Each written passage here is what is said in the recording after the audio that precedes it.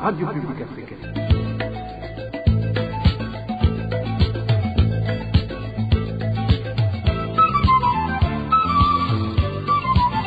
Radio Publique Africaine.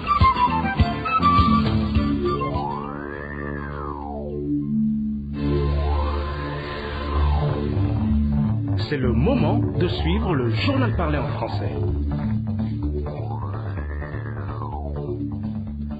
Bonsoir chers auditeurs de la radio publique africaine, nous sommes le 23 mai 2021, le sommaire de cette édition pour commencer.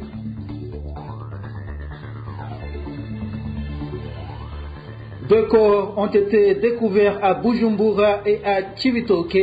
L'un des corps était ligoté. Vous aurez les détails au début du journal. Un vendeur de porc de Cibitoke est introuvable depuis son arrestation par les agents de la documentation il y a 6 jours. Les détails à suivre également tout à l'heure. La CEFOR Arusha trouve que le gouvernement burundais a un double langage en ce qui concerne la lutte contre le génocide. Le porte-parole de cette coalition de l'opposition va réagir au cours de cette édition, vous présentée par Émile Nivasumba.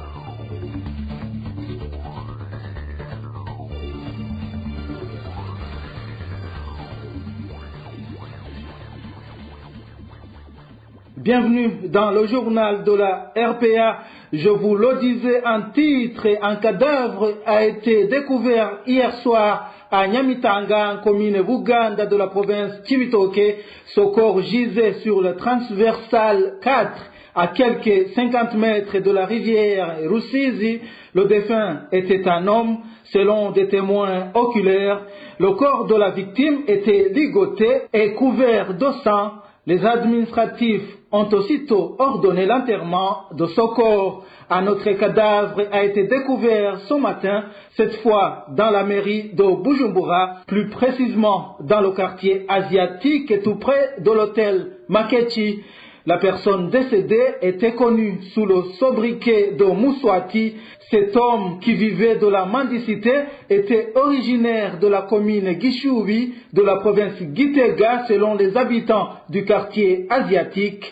Selon les mêmes sources, la mort de cet homme d'une quarantaine d'années serait liée au manque de nourriture. Rendons-nous à présent à Cibitoke où un vendeur de viande de porc de la zone Ndava, commune Buganda, est introuvable depuis 6 jours. Les habitants de cette localité indiquent que la victime a reçu un appel téléphonique avant sa disparition. Danny Claire Iratrumva nous en dit plus. L'homme en question est surnommé Mngarabu, il habite la zone d'Ava et vit de la vente de la viande de porc.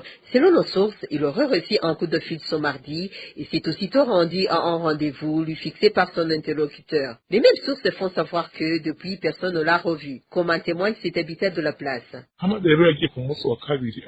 Mardi, il a reçu un appel de quelqu'un qui lui disait de s'activer car il lui avait trouvé un porc adulte qui était à vendre. Il a alors pris 400 000 francs et il est parti. Depuis, personne ne l'a revu. Nous avons entendu dire qu'il a été embarqué à bord d'une voiture de marque Probox, mais nous ignorons qui était au volant. Toutefois, la personne soupçonnée de lui avoir tendu un piège est sous les verrous. Pour le moment, les habitants de la zone d'Ava dorment la peur au ventre et n'osent plus s'aventurer loin de chez eux une fois la nuit tombée. Maintenant, nous nous sommes donnés comme consigne de ne plus répondre aux rendez-vous fixés par téléphone, surtout les heures de nuit. La situation ici à Ndava est chaotique. Nous envions vraiment ceux qui ont fui le pays. Marié à une Burundaise, Mwarabu est de nationalité rwandaise et vit à Ndava depuis plusieurs années. À propos de la disparition de ce citoyen, la rédaction de la RPA a essayé de joindre Pamphile Hakizimana, administrateur de la commune Uganda, mais en vain. Les habitants de la commune Rusaka en province Mwaro s'insurgent contre l'arrestation d'un militant du parti UPRONA. Mudasigana a été arrêté il y a 3 jours par les agents du service national de renseignement. Le SNR lui reproche d'être de mèche avec le groupe qui a mené une attaque meurtrière au chef-lieu de la commune Rusaka. Mais selon ses proches, les conflits au sein de ce parti du prince Louis Rwagasore seraient derrière cette arrestation. Le point avec Onésime Dushimagize. Son militant du parti Prona qui fait objet d'alerte de la part des habitants de la commune Rusaka s'appelle Eroge Bizimana. Chauffeur de taxi de type Probox, il a été arrêté jeudi dernier par des agents du service national de renseignement au niveau du centre Igenda alors qu'il se rendait en commune Rusaka. Depuis ce jour, ses proches n'ont aucune nouvelle de lui. Les membres du parti Prona en commune Rusaka indiquent que le nommé Eroge Bizimana aurait été arrêté sur ordre du vice-président de la République Prosper Bazombanza en collaboration avec Richard Moussoda, son conseiller, ainsi qu'un certain Cyprien Kana alias Mouti. Eroge Bizimana serait accusé d'être de mèche avec le groupe qui a mené une attaque meurtrière au chef-lieu de la commune Rusaka il y a quelques semaines, une accusation rejetée par les Badasigana de cette commune. Il faut savoir qu'il serait plutôt victime d'avoir aidé ces ipronistes à signer sur une pétition dénonçant la radiation de certains responsables de ce parti, laquelle radiation aurait été planifiée par Abel Gachati, l'actuel président de l'Iprona, en collaboration avec Prosper Bazombanza, vice-président de la République.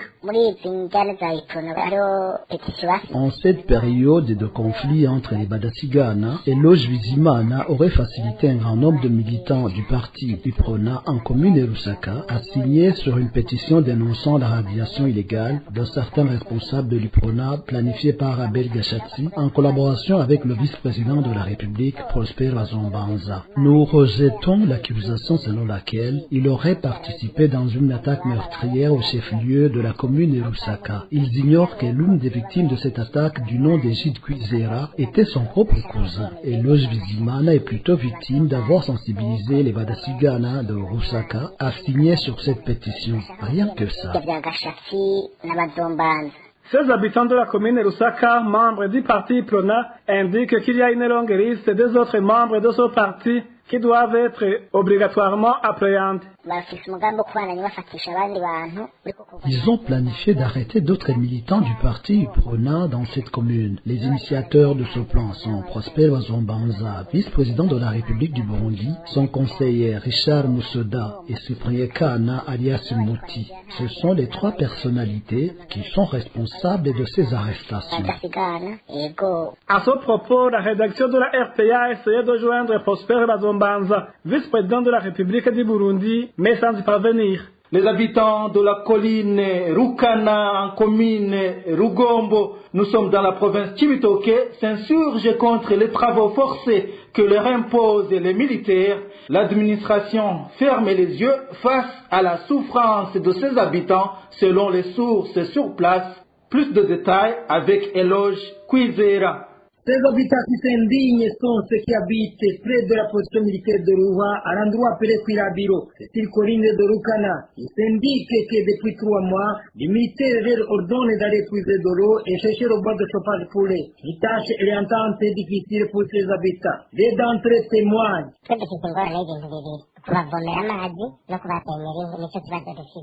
Nous avons deux problèmes. Nous devons puiser de l'eau à leur place, mais également leur chercher du bois de chauffage. Ce qui est difficile, c'est de trouver le bois de chauffage, car il n'y a plus de forêt ici. De plus, ici à Rukana, l'eau est une denrée très rare. Nous devons aller à Luwa ou à Rugombo pour espérer trouver de l'eau. Et pour obtenir l'eau et le bois de chauffage, ça peut te prendre entre 2 ou 3 heures de marche. Les sources de la RPA parmi ces habitants regrettent que les autorités administratives ne réagissent pas alors qu'ils sont au courant de cette situation.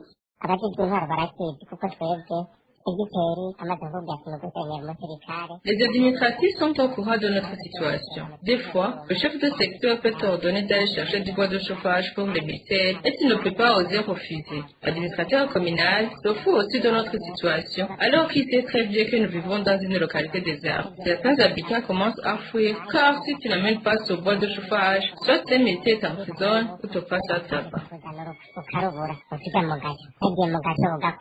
Les habitants demandent au ministère de la Défense de résoudre ce problème de manque de bois de chauffage et d'eau afin qu'ils soient épargnés de ces travaux forcés. La RPA a essayé de joindre le colonel Floribert Bierke, porte-parole de l'armée burundaise, mais ce dernier s'est gardé de tout commenter.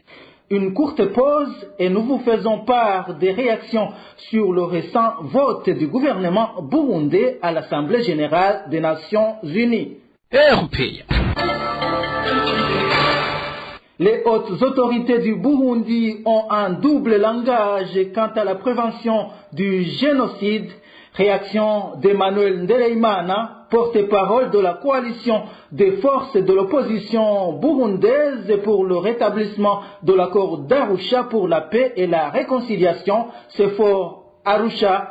Cette personnalité politique explique que le serment prêté par les hautes autorités du pays à l'entrée de leurs fonctions sont contradictoires à la position récemment prise par le gouvernement en déclinant sa responsabilité de protéger et de prévenir le génocide et d'autres crimes connexes. Suivez plutôt Emmanuel Ndereimana, c'est le porte-parole de la CEFOR Arusha. Les observateurs qui font tout pour savoir exactement ce qui se passe au Burundi du jour au jour ne cessent de rappeler à tout le monde qu'il y a un génocide qui est en train de se préparer à l'horizon. Les gens croient que c'est de la blague, mais vu que le représentant du Burundi au sein des Nations Unies lui-même a voté contre cette loi qui protège et contre le génocide partout où il peut être préparé, c'est le contraire de ce qu'ils disent. Vous savez qu'au Burundi, quand le président de la République va prêter serment, ou le Premier ministre, le président du Sénat ou de l'Assemblée nationale et d'autres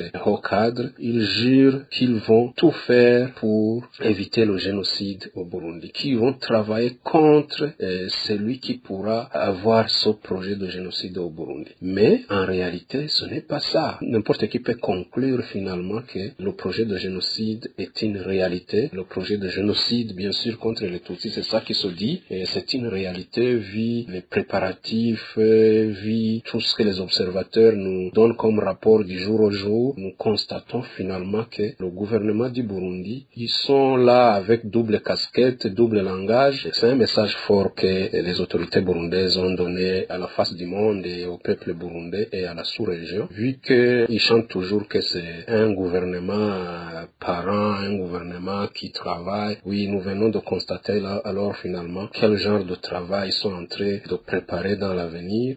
Emmanuel Ndereimana explique également que la décision prise par le représentant du Burundi à l'Organisation des Nations Unies est une preuve irréfutable que ce gouvernement est favorable au génocide. Le génocide n'est plus un secret pour personne. Ce n'est pas une invention qu'on est en train de faire. Ça s'est passé aux Nations Unies. Tout le monde a su, tout le monde a observé, tout le monde a suivi. Le représentant du Burundi a voté non contre cette loi pour éviter le génocide partout dans le monde. Et s'il a voté non, ce n'est pas de son propre initiative. Ce sont des recommandations de ses supérieurs. Ses supérieurs sont qui? C'est le président, c'est le premier ministre. Vous comprenez alors que le Burundi est pour le génocide. Si on n'ouvre pas bien les yeux, si on ne se lève pas pour être prêt à contrer ce projet, tôt ou tard, il y aura catastrophe dans la sous-région. Mais heureusement, quand une chose est déjà visible à l'horizon, le Burundi a des hommes intègres qui pourront faire tout pour que ce projet macabre n'arrive pas à la réalisation complète. Mais cela étant, n'importe qui peut voir que c'est le grand projet du pouvoir CNDD-FDD pour exterminer les Tutsis. Le Burundi vient de nous montrer que, par contre, eux, ils sont pour le génocide. Donc, vigilance oblige à tout faire, Burundais comme communauté internationale, pour éviter cette catastrophe préparée par le pouvoir de Bujumbura.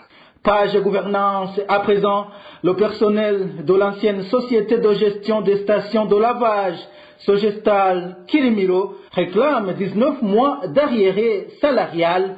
Depuis le retrait de cette société de la liste des sociétés œuvrant dans la filière café en 2020, les membres de son personnel vivent le calvaire.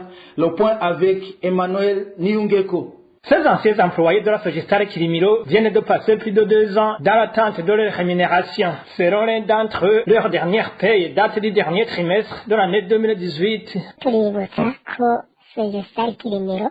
Nous rappelons que l'ex-Sogestal Kirimiro ne nous a pas payé depuis le mois de septembre 2019. Donc, nous réclamons 19 mois d'impayés.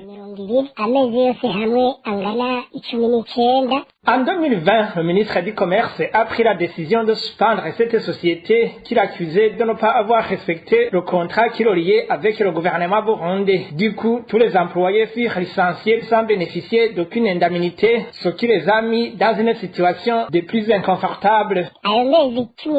Après avoir passé 19 mois sans percevoir de salaire, nous avons été surpris par les correspondances qui nous renvoyaient à la maison et sans indemnité. Nous menons une vie difficile. Nous avons contacté des prêts auprès des banques tout en espérant les rembourser. Mettez-vous à notre place et vous allez comprendre que ce n'est pas facile pour quelqu'un qui vivait uniquement de son salaire. Néanmoins, ces anciens employés de la Sogestare Kilimiro ne désespèrent et pour cause, après avoir porté plainte auprès du tribunal du travail, ils attendent impatiemment le verdict qui devrait être prononcé ce lundi 24 mai. Toujours en page gouvernance, les indemnités et primes accordées aux travailleurs ne peuvent jamais être retirées sans motif valable, car ce sont des droits acquis. C'est en substance la réaction du président de l'Observatoire de lutte contre la corruption et les malversations économiques consécutivement au projet de modification des statuts des travailleurs de l'autorité civile qui serait en cours d'élaboration. Le président de l'OLUCOM en appelle au syndicat des travailleurs de suivre de près cette question. Suivez plutôt Gabriel Rufiri, c'est le président de l'OLUCOM. L'OLUCOM a bien suivi les tracasseries administratives et financières qui s'opèrent depuis longtemps à l'aéroport international de Bujumbura, Ndadaye. Nous entendons souvent des problèmes liés à la gestion administrative et financière au niveau de l'aéronautique. Il est clair, il y a vraiment de la mauvaise gouvernance. Le directeur général est accusé de beaucoup de dossiers de malversation économique. Emmanuel Habimana, c'est nommé Muzinga, serait en train de changer le statut du personnel. D'abord, je dois vous dire que, conformément à la Convention internationale régissant le travail et les travailleurs, il est strictement interdit de retirer les avantages déjà donnés aux travailleurs. Sur le principe du droit acquis, s'il advenait que ces avantages soient retirés, c'est seulement en cas de force majeure, ce qui n'est pas le cas pour le moment. Donc, pour l'OLUCOM, nous pensons que le personnel continue à défendre les droits. Je sais que c'est pas facile, mais il faut qu'il continue. Mais aussi, les centrales syndicales comme la COSIBU, CSB et bien d'autres syndicats puissent conjuguer les efforts en fait de défendre les intérêts de ces travailleurs. Parce que la société ou une administration a trois objectifs. Le premier objectif, c'est d'abord servir l'entreprise ou la société ou l'administration. Le deuxième objectif, c'est satisfaire et servir les travailleurs. En troisième lieu, c'est servir le pays. Donc, si ces trois objectifs ne sont pas combinés, il est très très difficile de prétendre au rendement positif, raison pour laquelle l'OLUCOM demande à la Cour des comptes, à l'Assemblée nationale, au Sénat et bien d'autres institutions de mener des investigations en fait d'établir les responsabilités. Dans quelques instants, nous abordons la page santé. RPA. L'insalubrité s'observe à l'hôpital provincial de Gitega. L'hygiène laisse à désirer dans des lieux d'aisance, tandis que la cour intérieure et les jardins ne sont pas entretenus. De plus, les locaux de cet hôpital sont vétustes et nécessitent d'être réhabilités. Le point avec Jean-Marie Rukundo. L'insalubrité fait parler d'elle à l'hôpital provincial de Gitega. Le nombre pléthorique des malades serait l'une des causes de cette insalubrité. Une chambre qui d'habitude est réservée pour une seule personne est actuellement occupée par 3 malades. Quant aux toilettes, elles ne sont pas bien entretenues à cause de ce grand nombre de malades. Souvent, des ondes de toilettes débordent et se déversent sur le sol tout en dégageant de mauvaises odeurs. Pour éviter cela, des cadenas ont été mis sur des toilettes de telle façon que chaque service utilise ces toilettes. Il y a des toilettes réservées à la maternité, d'autres à la petite chirurgie et d'autres encore à la médecine interne. La cour intérieure de cet hôpital provincial de Gitega n'est pas également bien aménagée. Durant la période pluvieuse, des flaques d'eau se forment dans la cour qui regorge des nids de poules. Par ailleurs, la pelouse des jardins n'est pas bien entretenue de telle façon qu'on croirait qu'il n'y a pas de jardinier à cet hôpital. Des herbes tapissent la route d'entrée des ambulances et des véhicules du personnel. Par contre, le bloc de la pédiatrie est bien entretenu. Une organisation qui vient d'y construire de nouveaux locaux se charge de l'entretien des toilettes du bloc et celle du bloc des femmes qui souffrent de la fistule obstétricale.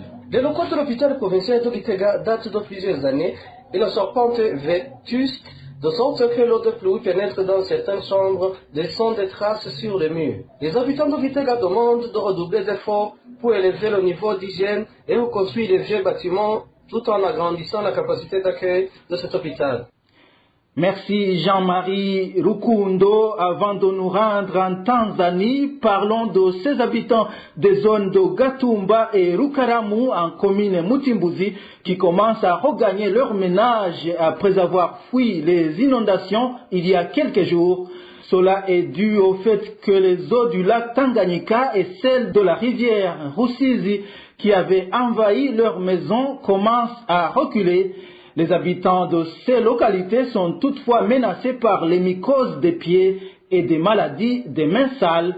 Plus de détails avec Francine Mahoro. Arrivé dans les zones de Gatumba et Rukaramu, dans les quartiers qui avaient été fortement touchés par les inondations, on remarque que les gens qui avaient fui commencent à regagner leurs maisons. Et pour cause, depuis le début de cette semaine, il n'a pas plu sur Bujumbura et ses eaux d'une part du lac Tanganyika et d'autre part de la rivière Rusizi reculent petit à petit. Toutefois, l'état de salubrité dans les quartiers qui avaient été inondés laisse à désirer. Les eaux de la nappe phréatique mélangées aux déchets des toilettes stagnent dans certaines parties qui aujourd'hui dégagent des odeurs nauséabondes. Les habitants des 10 quartiers menacés par des mycoses des pieds craignent aussi d'attraper d'autres maladies des mains sales, d'autant plus qu'ils n'ont pas même de l'eau potable. Ils demandent aux organisations caritatives comme la Croix-Rouge et d'autres de leur venir en aide. Merci Francine Mahoro. Rendons-nous en Tanzanie pour clôturer cette édition.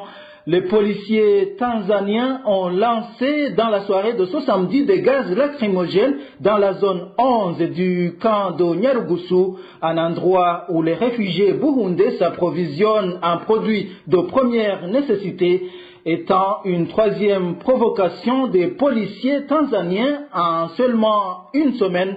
Les réfugiés burundais sont de plus en plus convaincus que les autorités tanzaniennes veulent les contraindre à se rapatrier de force. Suivez le témoignage de l'un de ces réfugiés.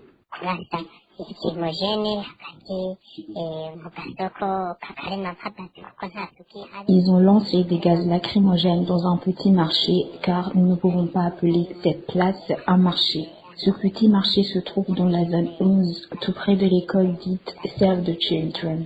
On dirait que la police a déclaré une guerre contre les réfugiés burundais si on considère la persécution dont ils sont victimes. Ce qui est plus grave, c'est qu'aucune autorité ne s'est jusqu'ici prononcée afin de mettre fin à cette situation qui prévaut au camp. On dirait que la police a une mission de perturber la sécurité des réfugiés.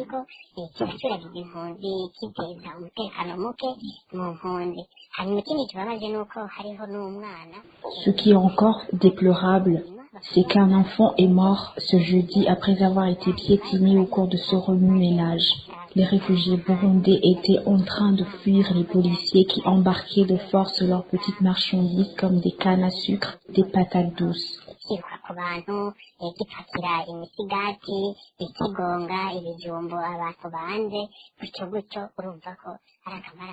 C'est vraiment désolant. Les autorités du district de Kigoma devraient expliquer ce qui se passe réellement dans ce camp.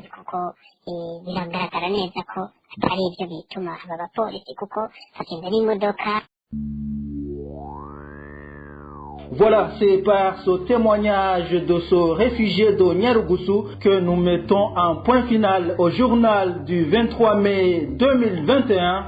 Merci à vous tous qui nous avez suivis. Emile Niwasumba, j'étais au micro. Au revoir.